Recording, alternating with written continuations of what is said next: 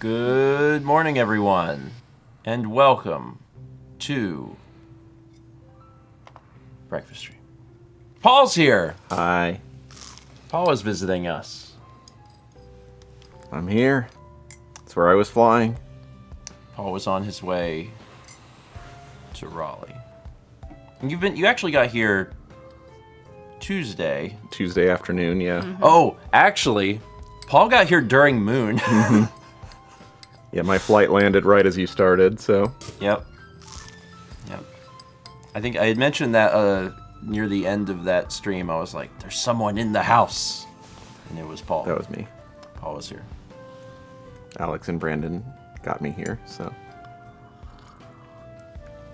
Yeah, shout out to them for moving you around. Yep. Haley Performing says, the shuttle. Paul flew in from the moon.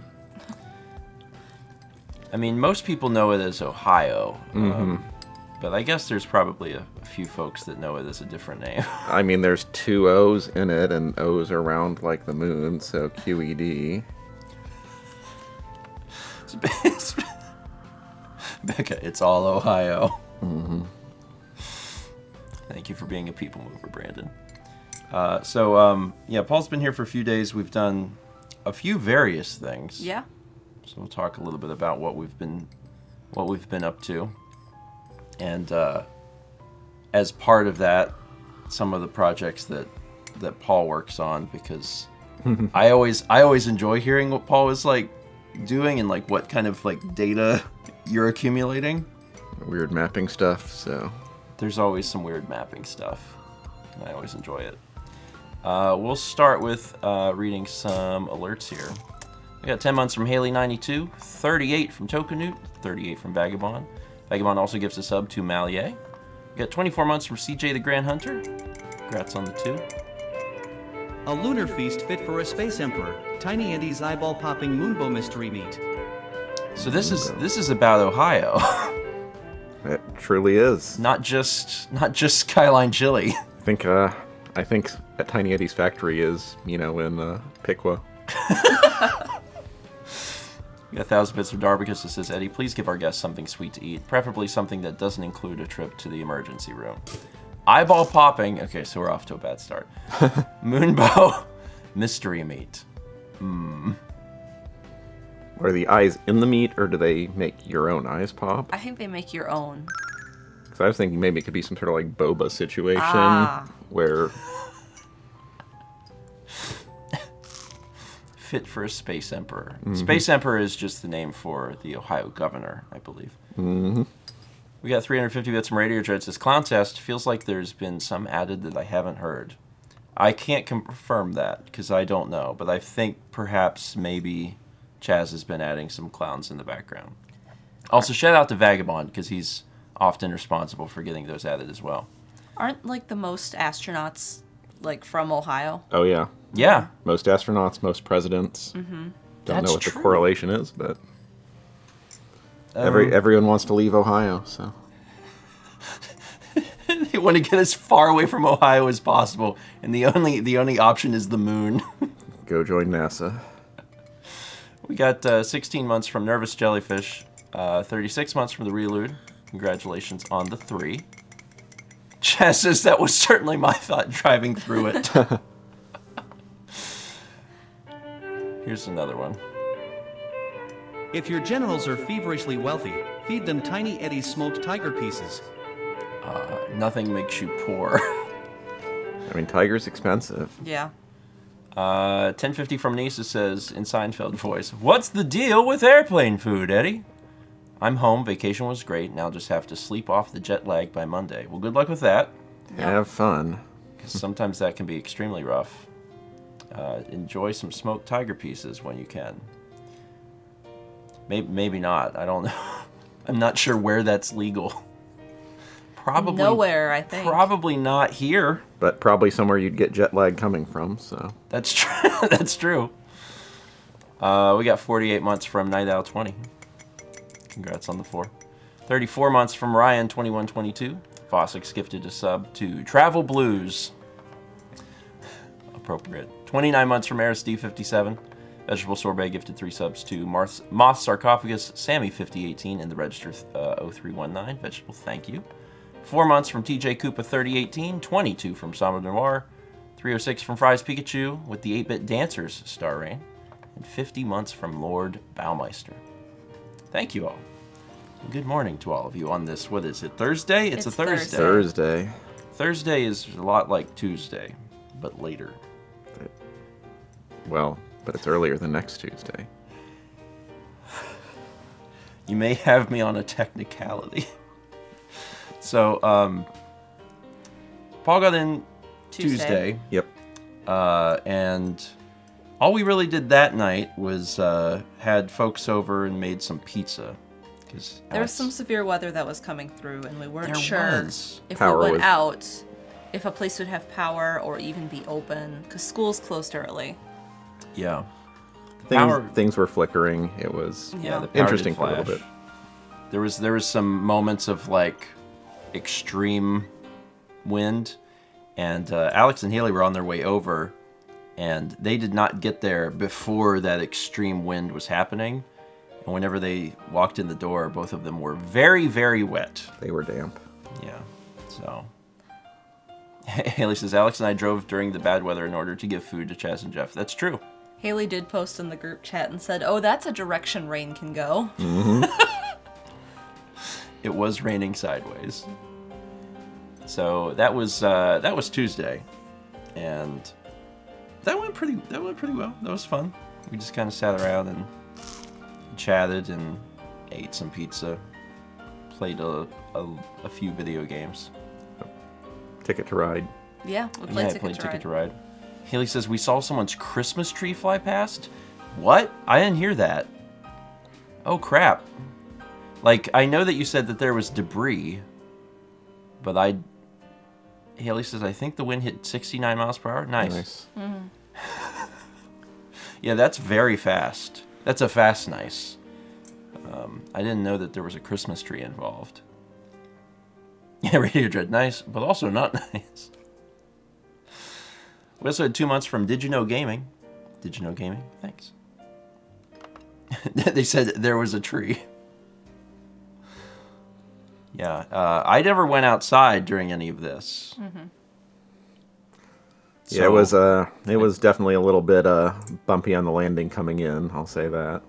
Yeah, there was a worry that, you might be delayed or something, right? Yeah, we got in the first time, but I had a window seat on that flight, and it was a nice little crosswind landing where we were coming in at an angle and then just twisted at the very last minute to hit the runway, so... OMH says, isn't a Cat 1 hurricane 70 miles per hour minimum? It was gusting at 70. Yeah, that's not sustained. but yes, I think it's 70. Might be 75. One of those. And Tappet says, where did Paul fly in from? You came in from... Well, ultimately Ohio, but my layover was LaGuardia, so New York City. And how is LaGuardia? It's much nicer than it was like 5 or 6 years ago. That's good to know. It's been 5 or 6 years since I've been through there. Yeah, they have done a lot of renovation in the meantime, and there's still some tiny bits which are still old terminal, but it is vastly improved. Like when it comes to like airports, I trust your opinion because you've seen historically many airports. 112 of them, I believe. You finally passed 100. I think the last time you were on Breakfast Stream, I don't think you were quite to 100 yet. No, I think I was like at 98 or something. Yeah. Because that would have been May of last year. Yeah, and now you're up to 112. Yep. Brandon says, I've only experienced New LaGuardia. I feel lucky to not have to suffer like my ancestors. Yeah, Vagabond's got the link there for 100 airports. Yep. Yeah, inaccurately named now. 100 at least. Yes. At least 100 airports. So what's like a couple of your favorite airports? That was going to be one of my questions. Ooh, it depends what for. My most recent new airport was Norfolk, Virginia, which was just an absolutely beautiful wooden atrium skylight terminal, which you can see photos of on the link that was posted. layovers, I know a lot of people don't like it. I actually do really like O'Hare. It has one of my favorite airport restaurants, which is Tortas Frontera. So I will sometimes deliberately pick that as a layover if I have a choice, just so I can go get some tortas.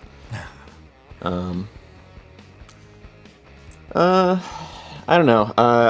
Coming from Dayton, I get to see a lot of the same airports because Dayton doesn't have that many flights. So I see Chicago a lot, I see Atlanta a lot, I see Dallas a lot, I see Charlotte a lot. But Yeah. I've always liked Minneapolis. Minneapolis is a nice airport. Is there Long. It is very long. It is very long. Is there an airport that sticks out to you as particularly like efficient or well run? Oh, okay. Controversial answer, but I'm gonna say Atlanta. Okay.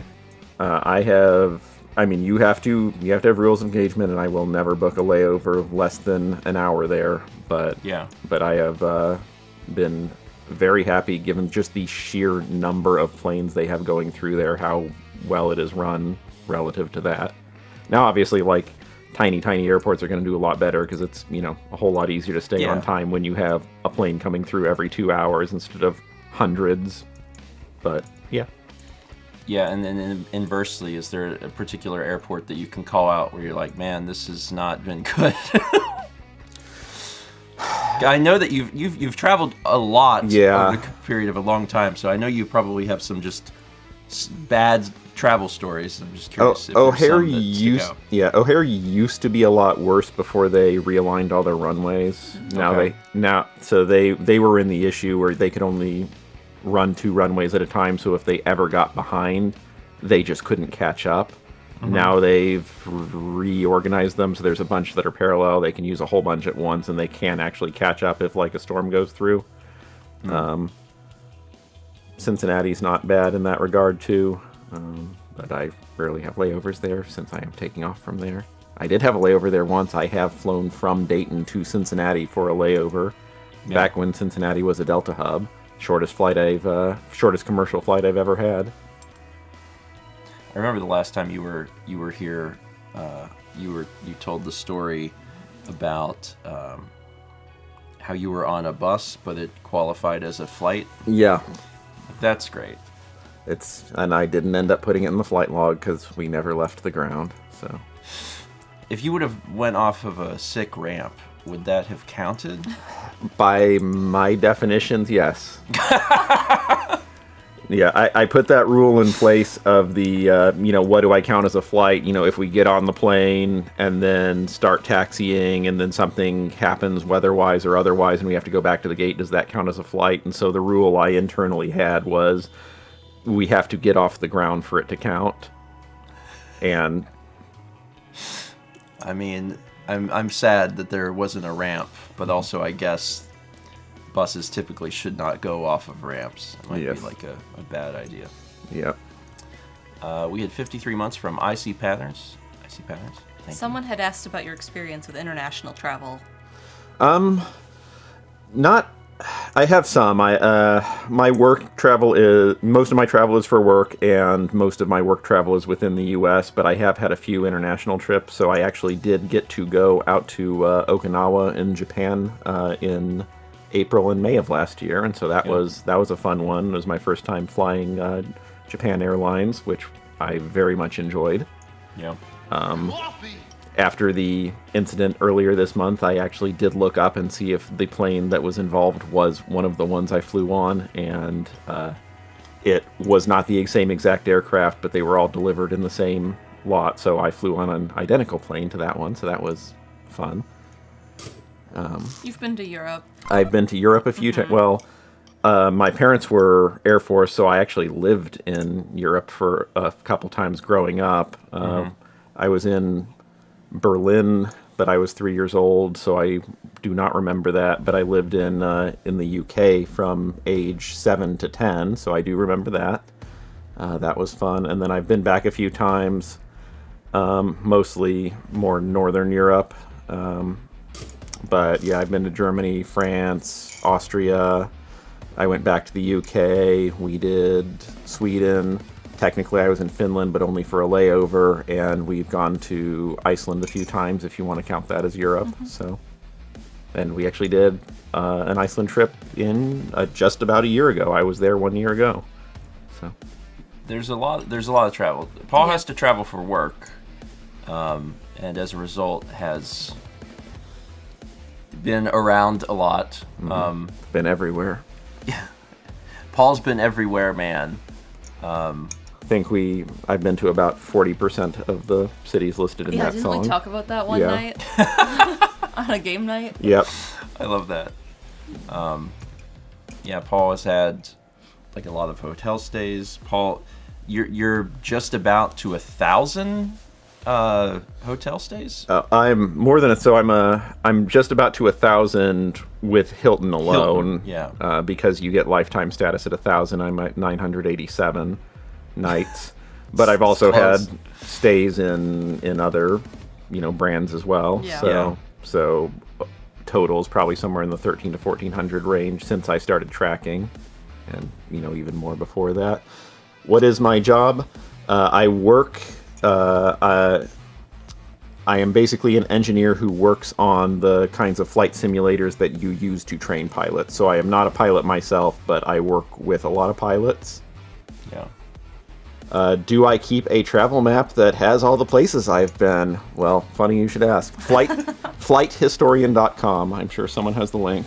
Yeah. So Yeah, you can actually see all of the travel that Paul has done because Paul has tracked it, and it's on his website for the past 15 years. Is it? the history goes back to when I was 16 years old, so it doesn't have some of the living in Europe as a kid. So further than 15 years. Yeah, there's a lot of information on there, which is really cool. We had 300 bits from Jay Lineback says, was wondering, what are some common misconceptions about flights and airports that you've had to deal with? I mean, the big one is just complaints about airlines are kind of the one I see. All airlines are bad in their own way. Mm-hmm. And so I've definitely had a lot of just misconceptions from if you if you haven't flown frequently and you have a bad experience with an airline, it kind of feels like that airline is not great. And just over hundreds and hundreds of flights, they're all kind of mediocre, but any one of them can have a bad experience. You are not going to avoid bad experiences by picking the perfect heavenly airline. It's just a matter of degree. So Yeah. And feel free to ask questions because Paul is a database of information about flight and travel and all sorts of things. Mm-hmm. Also, rental cars suck. Yeah. Rental cars are terrible. They're all scummy. Paul knows a lot about rental cars also. Yeah. Are there, I know you said they're all mediocre. Are there any somewhat, even just by a hair outstanding airlines that have either went above and beyond to help you or have had some good amenity about them? Haley says, which airline has the shiftiest vibe? That's the opposite, but yes. Yeah, well, it is broadly true that there are a lot of international carriers which just in general have a little bit better customer service than the U.S. airlines. Yeah. But I'm also, at least fortunately, if I'm traveling for work, I can avoid a lot of the interacting with the airlines because we have a travel agent that I can call and they deal with the airlines for me. Oh, that's very nice. So I don't have to be standing in line to rebook my flight. I can just call them and they can do it. So that helps a lot. Yeah. It's actually kind of annoying when I'm traveling on my own terms and now I've got to actually deal with all of that. That's a good question. Toadling says, is there an airport you want to visit? If there's one you haven't been to yet. Ooh. The big one I had for a while, although I've got it now, was Kansas City, just with the crazy terminal design. I wanted to get to that before they tore it down because I knew it's terrible with security, but it is also a really fascinating layout. 54-sided polygon Yes. with a notch cut out. And it's just a beautiful old terminal, but it is also a terrible terminal to fly through. But they've just replaced it, is my understanding. As far as new airports I want to go to, Oof. It's hard to say, like, because my my going forward has really just been I just want to be to airports that I haven't been to before. Yeah. But I don't know that I've got like one specific one in my crosshairs that I'm really looking for. Did you end up going to that hotel that used to be the terminal in New York? Yes. Okay. Yeah, on the way to Iceland, we actually drove to New York City from Ohio, and the old TWA terminal at JFK Airport in New York City has now been converted to the lobby of a hotel, so it's still that old, really neat, like 1960s design. They redid the flight board. They actually got an old aircraft they parked out behind it and turned it into a hotel bar. So they just pull up air stairs, you go up in, the bartender's at the back, and just like the seating is now tables. That's very cool. Yeah, that was definitely recommend checking out that hotel. Even if you don't stay there, you can go into the lobby. It's just now it's just an old terminal in front of the current JetBlue terminal at JFK. I know Austin has stayed there. Yeah. Yeah. We had 6 months from Lucas Torca, 47 months from Shinoff, 44 from Mayor Rails, 19 from Jefferson 314, and 20 months from Rearwood Drake. Thank you. So, yeah, lots of travel stuff, and you can, keep asking Paul questions about travel. Yep. The other thing that we did was, because Paul got in on Tuesday, yesterday, we hit up some shopping malls, because that's another thing that Paul is tracking, is visiting as many shopping malls as possible. So I just really kind of, first to answer Haley's question, it's Denver. It is absolutely Denver. Yes. Denver has the best ghosts. Yeah, as far as both the airports and malls, like in general, I think it's kind of the same itch it's scratching. I just really, I just like large buildings and seeing how they make like the flow of people, the flow of like everything through them. And so airports and malls in that regard, it's just, I don't know, it tickles something in my brain and I like to see them. And then I also just like with all my travel for work, I like to go out and walk in the evenings, and it's not the weather's not always great, and so I just get to act like I'm 80 and I go walk at a mall. So I wasn't tracking for a while. It was just more kind of I'd go in a city, I'd go on Google Maps and just go find some mall to check out and go walk a few laps there. But eventually I'm like, hey, I know how to do map stuff. Surely I could make a map of all the malls that are still in the U.S., and therefore when I would go to a new city, I would know where I could go. Mm-hmm. Then I discovered, as some people have said in the chat, there's a lot more malls still open than you would generally tend to believe. So we went to one yesterday that was a mall. Yeah. Yeah. Yeah, there was 2 malls in the general triangle area that Paul had not been to. He'd been to some of them before. Yeah. So he'd been to the big ones. Yeah, he had been to South Point and Crabtree. Yeah. Yep. But had not been to Spring Hills. So we went to Spring Hills, which is it's really a hallway. I think that might be a more accurate description. Yeah. It is about 20% of a mall. Yeah. When you walk in, you can walk in maybe, I don't know, like 3 stores deep. Like you can walk in like 200 feet, and you're there. You're at the end of the mall, and if you stop in place and spin around, you can see the entirety of the mall. It's like very.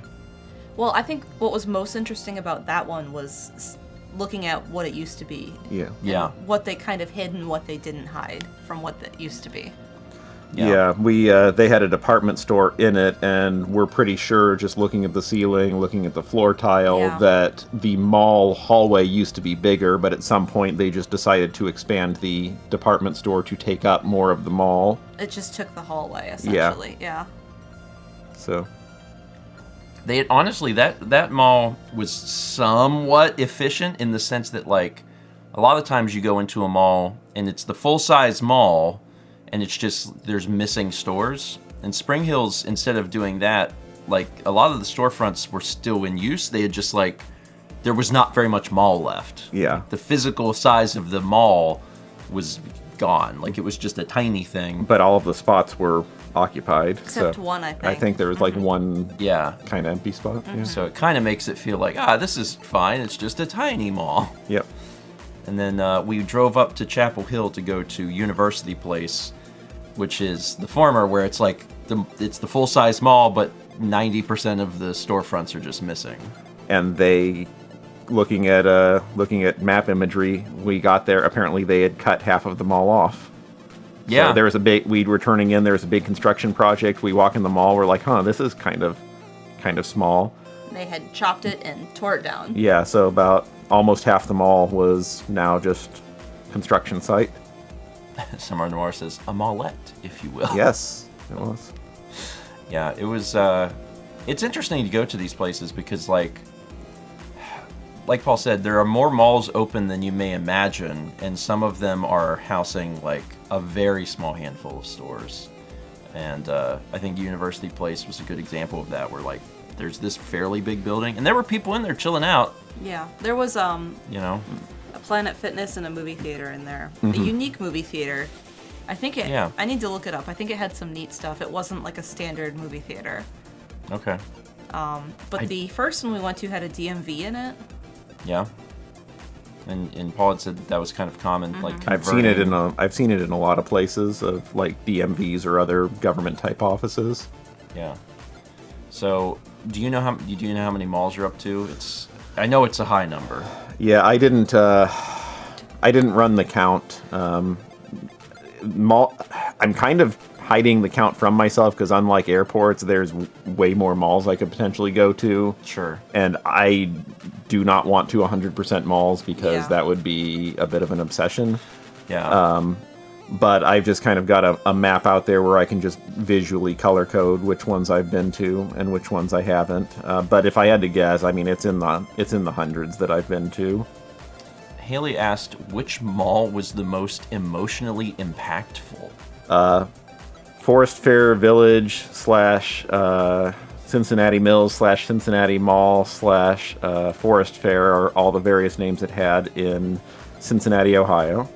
Okay. It was one of the first like empty malls I went to. So this mall, and you've been to its sister in Columbia. Yeah. Yeah. The fashion mall, Richland Fashion. They built, some developer basically built two enormous malls at about the same time, one in Columbia and one outside of Cincinnati, Ohio.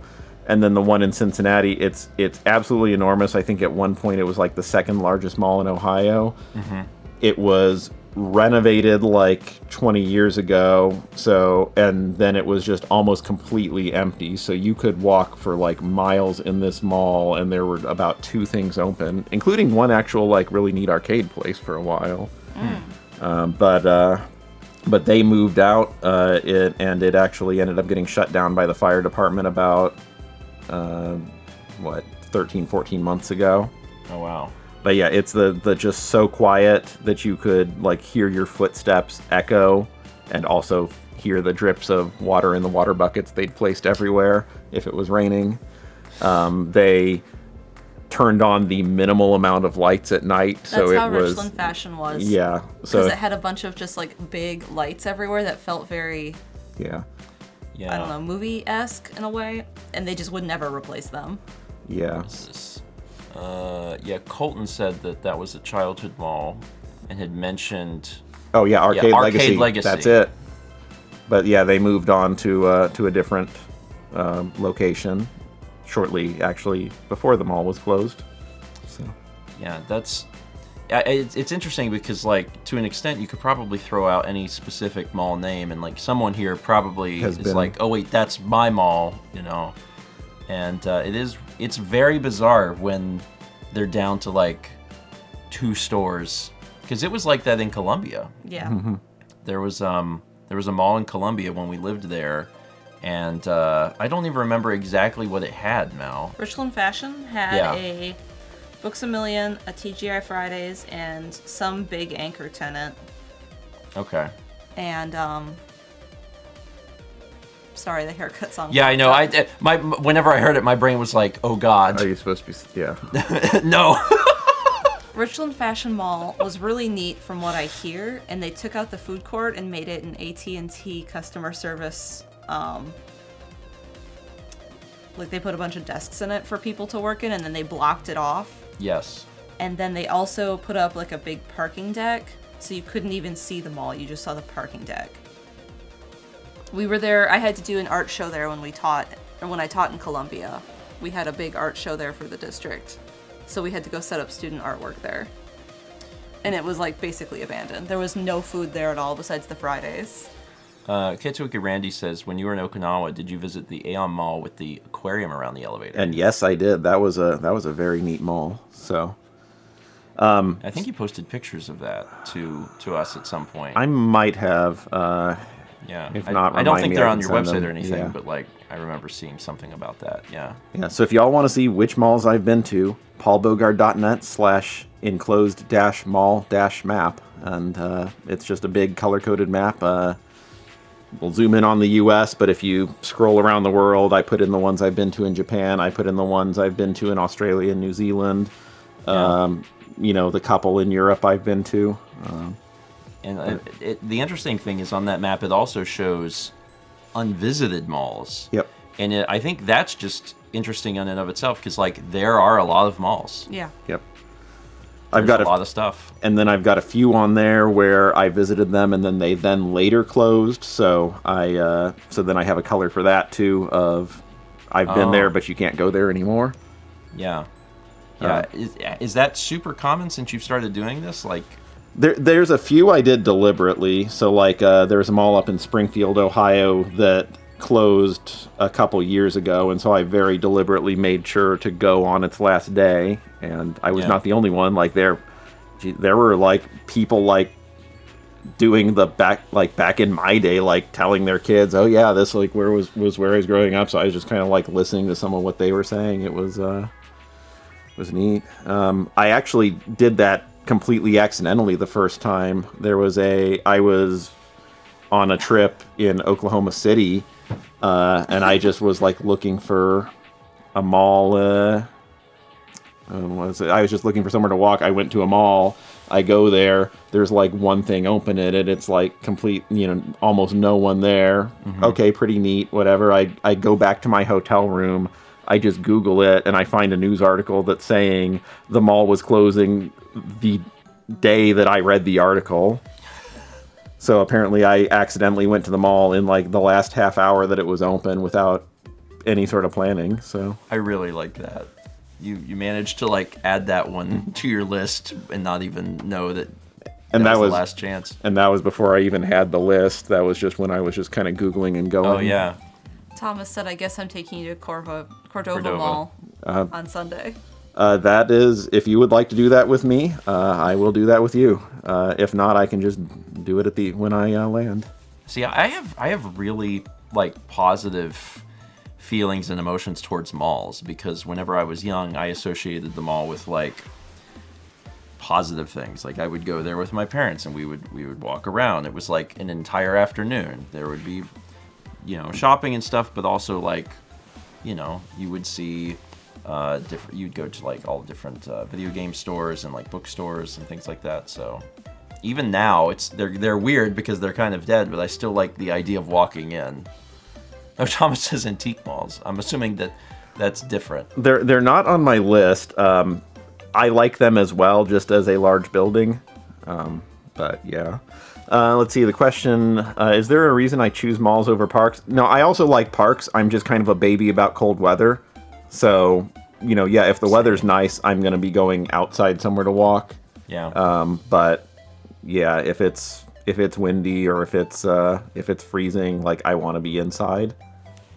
Yeah, and that's actually one of the other things we did yesterday is we went to Duke University and walked around the gardens, which was great. We also saw downtown Chapel Hill. Oh yeah.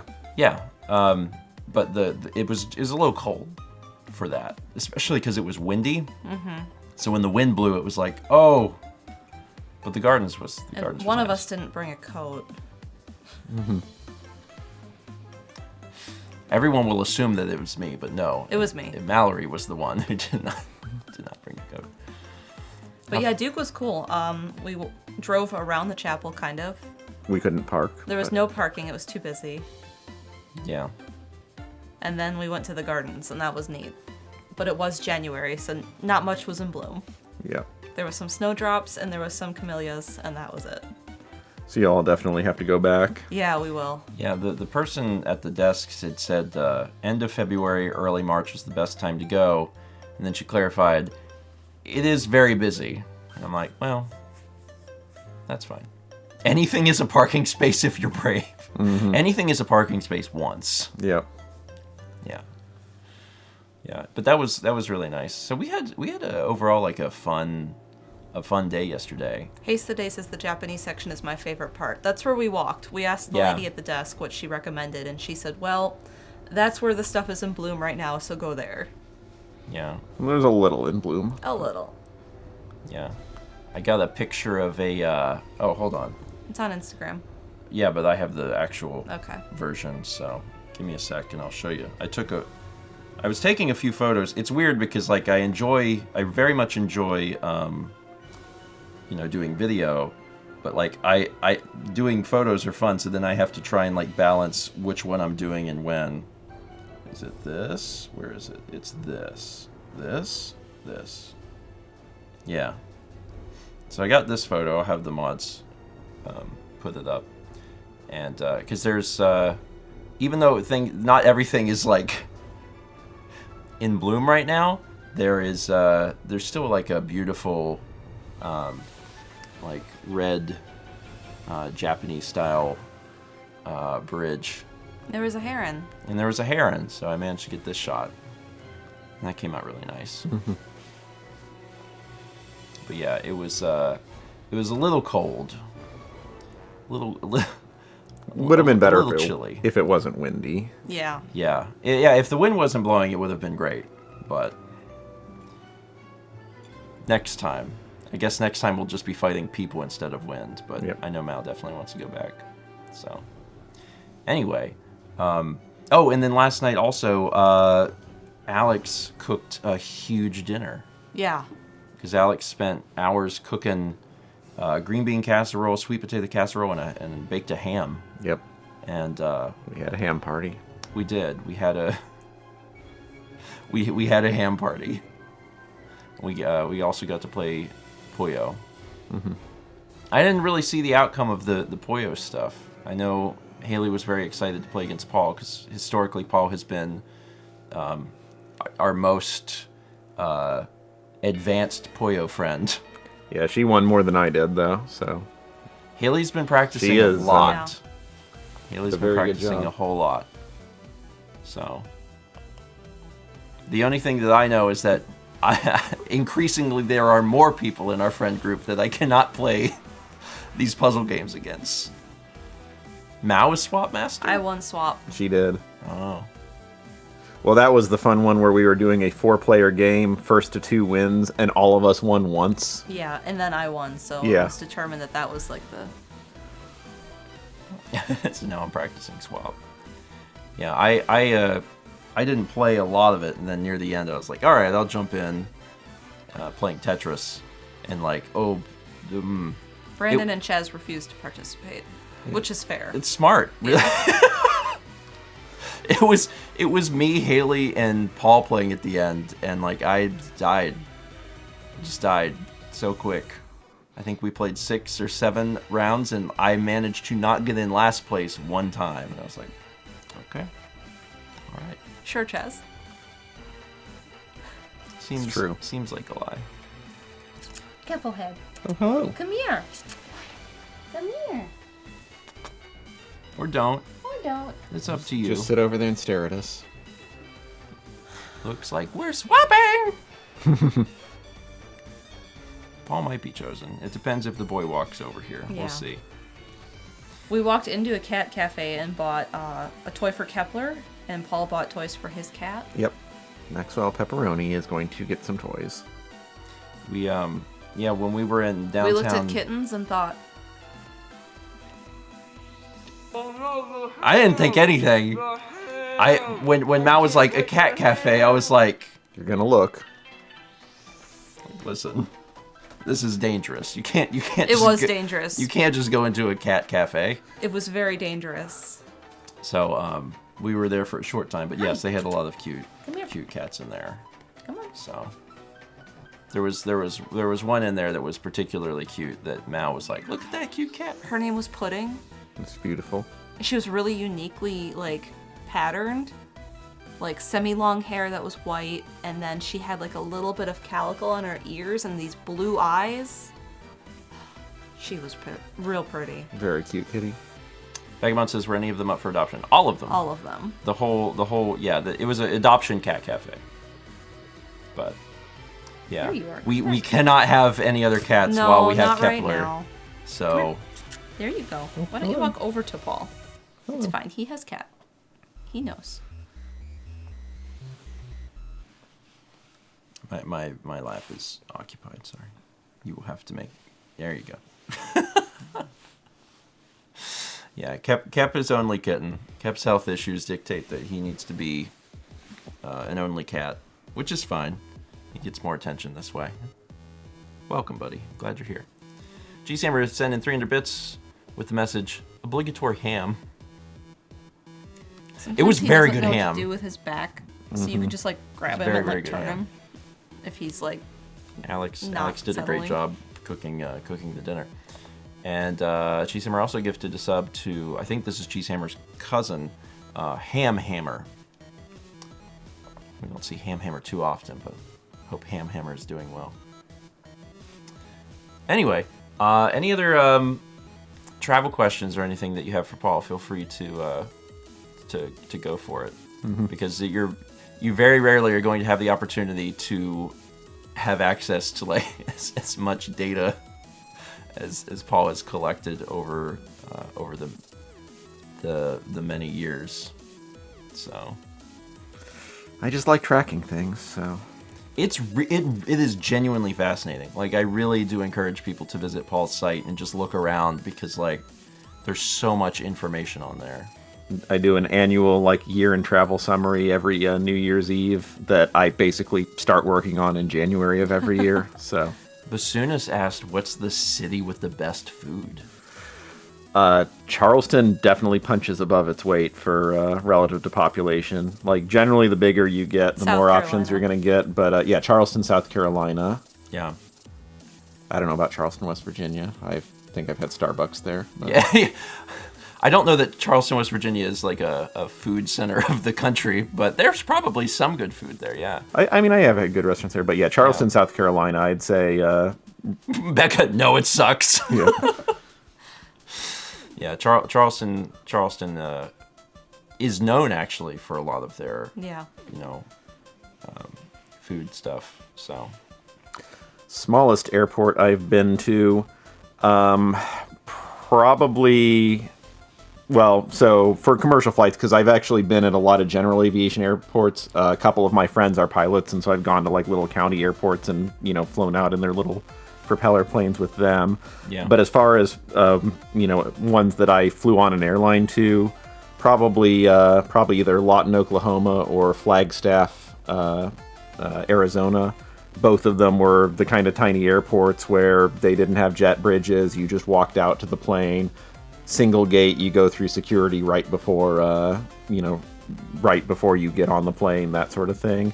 I have been to Scranton Wilkes-Barre, but these were even smaller than that.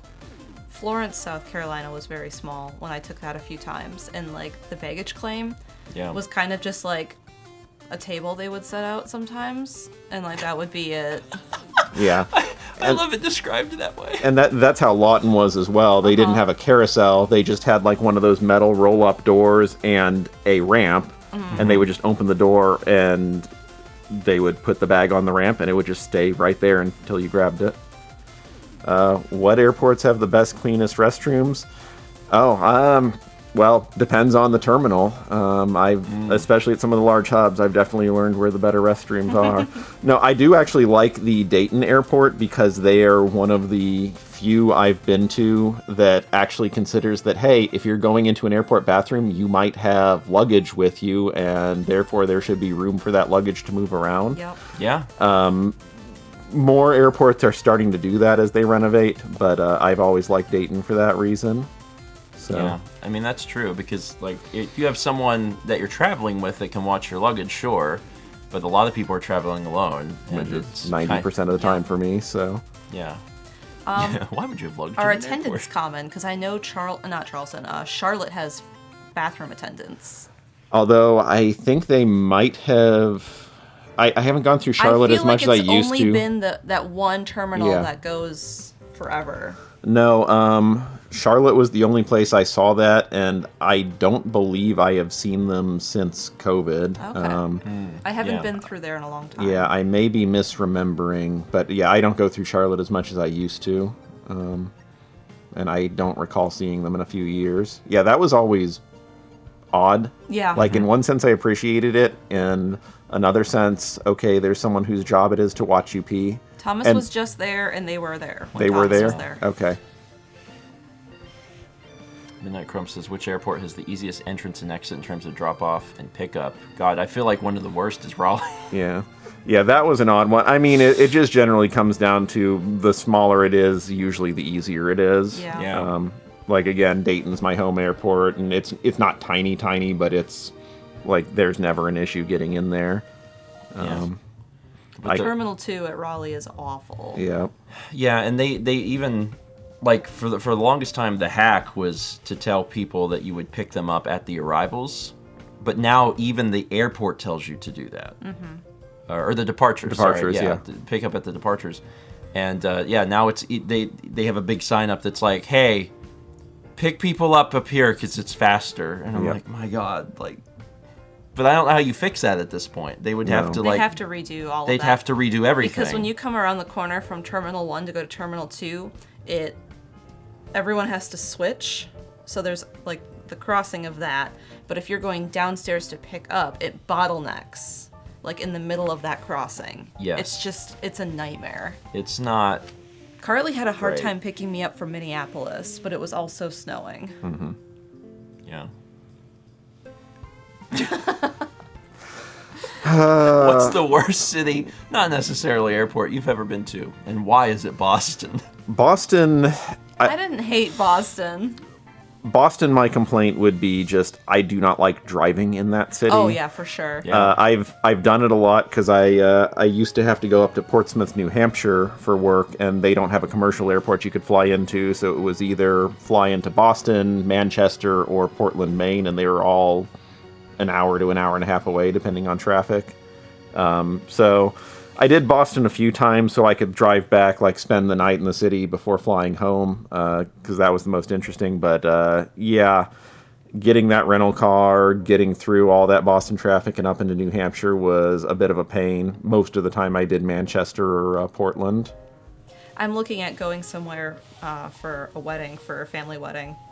And my options are flying into Logan or flying into Portland. And I typed in Portland, and like it was like, no, it didn't give me any Portland flights. It was like, here's all the Boston flights. Well, and then the fun confusion of I had a coworker who was going to book the flight into Portland, Maine with me and accidentally booked the flight into Portland, Oregon. Which airport had your worst rental car experience? St. Louis. That was a fast answer. If you have seen Planes, Trains, and Automobiles, that is a documentary that is the documentary of the rental car experience at St. Louis. Oh, God. It's just like, I love the old terminal there, but St. Louis is one of the weird ones where it's all built up around there. There's no real on airport car rental. Like, even the more premium rental car brands are still shuttles. It is not well signed. It is not well marked. The shuttles don't run as often as they need to. I've had problems with individual agencies, and again, even some of like the better rated ones. I've had situations where I returned the car and they forgot to check it in, and several days later, like, I had to call them to go find the car in their own lot because they were just kept charging me for more days. Because they'll report the car as stolen, right? Yeah. Like, at some They depends, and they're not supposed to do that. But yeah, some agencies had issues where their records got out of line and they reported some cars stolen that weren't, and some people got in trouble for that. I haven't had that happen, but yeah, I did have the car not marked as returned and spent several hours on the phone fixing that. And that sucks because, like, that's not your job. Like, Yeah. you No. returned the car. Well, and then that's the fun of that was for a work trip, and so if I want to get reimbursed for my travel expenses, I need a receipt for the rental car, Yeah. and if I don't have a receipt for the rental car, now, yeah. Then you have to pay for it. Yeah. Yep.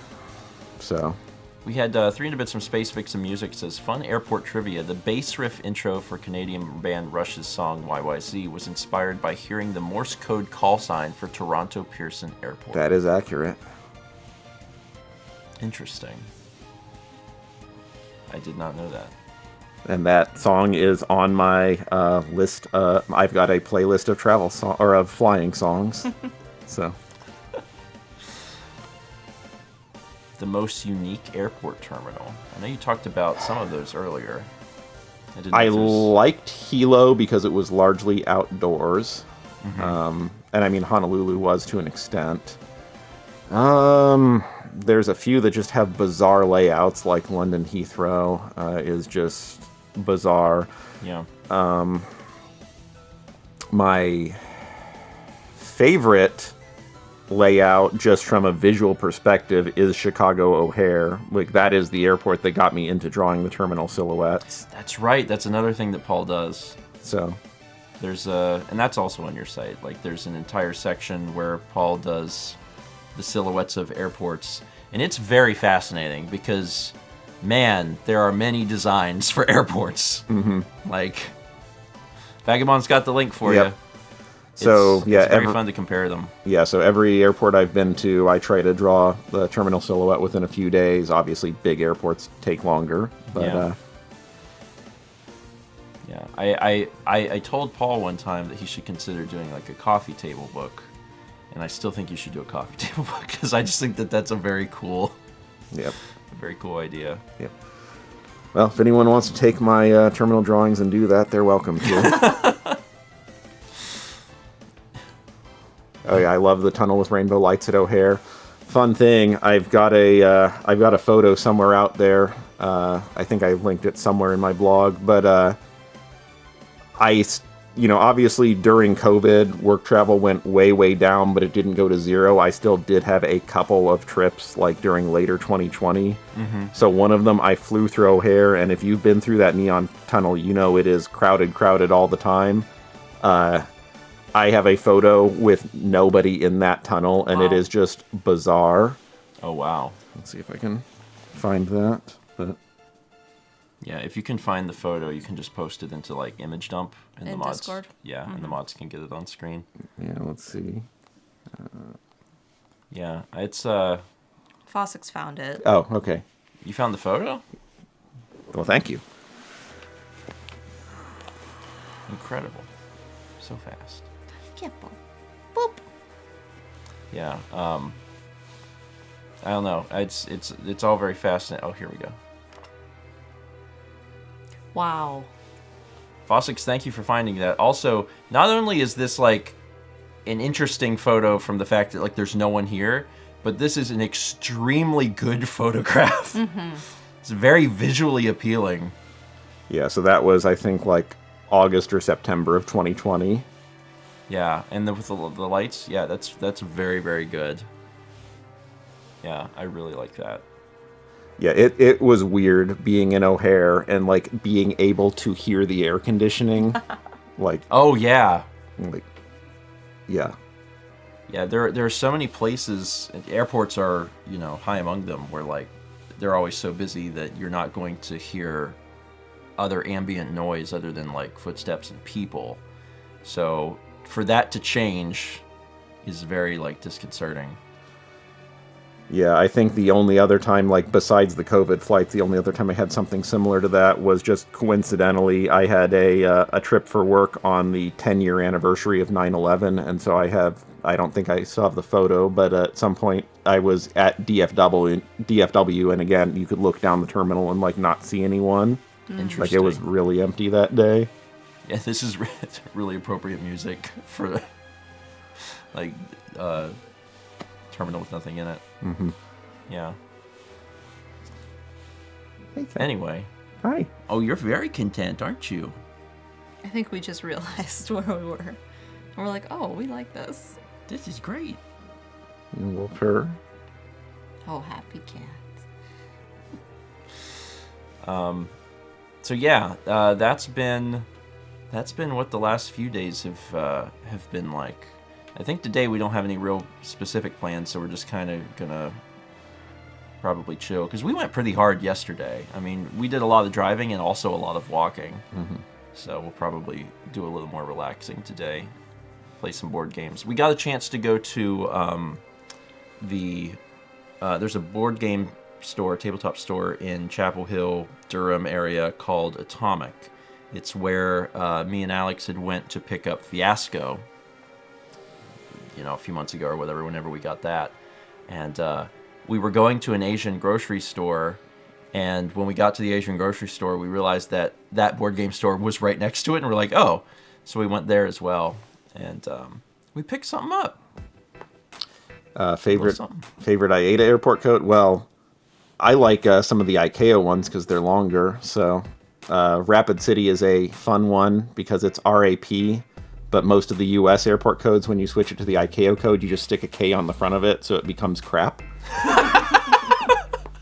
So that one's fun. Crap is a good... That's a good airport code. Pensacola is PNS. Yeah, and I'm gonna get that this week. Airport number 113. Yeah, Sioux City is good. Yeah. And they've just leaned into it. So I know they were trying to change it a while ago, but yeah, it's just sucks now. So Grr. Yeah. He's so happy. Oh, he's a good boy. Anyway, we'll go ahead and start wrapping up. I have a vlog that's scheduled for 10, so there'll be a vlog to watch shortly. yeah. Thomas's favorite flight is PNS to CLT. That's Pensacola to Charlotte. That is true. Roll the planes. Thanks, Chaz. Thank you, Chaz. Thomas. There is... trying to think what else is happening. Zelda's tomorrow night at 8 p.m. Eastern, like it normally is. Mel and I are working into... Zora? Yeah, well, we're still kind of walking around, Yeah. grabbing different things, working on shrines and stuff, but kind of sort of heading towards the fish region of the map. Good call. Vagabond's reminding me that the fruit punch auction is still up for Ends tomorrow. Yeah, it ends tomorrow. So anyone that was interested in possibly bidding on Mal's painting has one day before that ends. No Xenosaga. No Xenosaga. No Xenosaga. No Xenogears. No Xenoblade. No Xeno nothing. At some point, I'm sure Haley will join me for more Mario RPG, but that'll be an unknown time in the future. What else is there to announce? There is a Stephen and Friends on Saturday that I'm very excited about. It's one that we've done before, but we had never done a second video of. Oh, yeah. Yep. And it's great. Paul is in it. Paul does a very good job. Paul actually does too good of a job. I broke the game. Paul broke the game, and then Thomas swore. It was great. I was really very excited. Vagabond points out the Moon VOD is up. Oh yeah, the Moon VOD. Yeah, if anyone missed Moon, do check that out because that's available for you now. We'll be doing that every Tuesday at 1 p.m. Eastern. We'd 400 bits from Alex Butterfly says, so good news, PET scan was negative for more cancer. Yay. Bad news, I have a nasty cold and this is my first day back to work since last Thursday. When it rains it pours. I'm sorry. Good vibes to you, but I'm glad that the PET scan was negative for more cancer. That is good news. I hope that you can feel better quickly. Jeff is also under the weather, unfortunately. Jeff hasn't been able to hang out with us because he's like, I had, a few days ago, he's like, I think I have something. And then yesterday he was like, I have something. So he tested negative for COVID, but he's got some cold symptoms. Hopefully he'll be feeling Super better COVID. soon. Yeah. And let's see. I think that's it. As long as I scheduled it correctly and didn't screw anything up, the vlog should be out now. So you can head over to the vlog channel to check that out. Paul, thanks for being here this morning. Yeah. Thank you. Thanks for hosting me. It's always a pleasure to have Paul in town, but especially like on Breakfast Stream and talking about all of this sort of stuff. I just think that it's a lot of fun. Yeah, I always enjoy it. So Yeah. hopefully I can be out here more. Yeah, we'd love to have you. All right, Fossix folks. is trying to get the link. Okay, for a minute I was like, did I actually release it? Yes. Vagabond and Fossix like 1 second behind.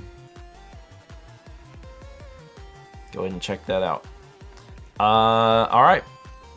That's it for today. No more streams today because Starfield and Malmakes are already done for this week. We will see you tomorrow For Zelda. for Zelda. No Dome. Go watch the vlog.